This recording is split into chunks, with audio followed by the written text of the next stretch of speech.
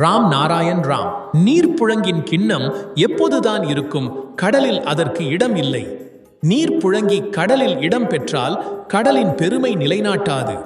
இங்கு உள்ள தர்மங்களும் நீர்ப்புழங்கியுடன் ஒப்பிடப்படுகின்றன. எனது பெரும் சக்தியில் இவை எந்த எண்ணிக்கையில் அடங்குவதில்லை. பிற மதங்களின் சொற்களை இங்கு கொண்டு வந்து அமைதி பாதிப்பை ஏற்படுத்தாதீர்கள். நான் ஏனெனில் ஏனைய ஊரின் சொற்களில் வசிக்குமானாலும் என் கருத்தில் உறுதியாக இருக்கிறேன்.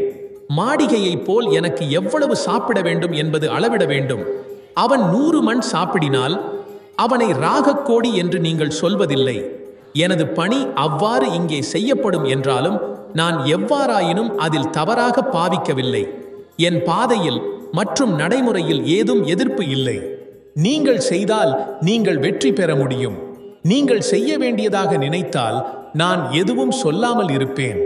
என்னால் அவற்றை நம்பி ஏதும் செய்ய விரும்பினால் அதனால் எனக்கு எந்த தடையும் இல்லையெனில் அது சரியானது.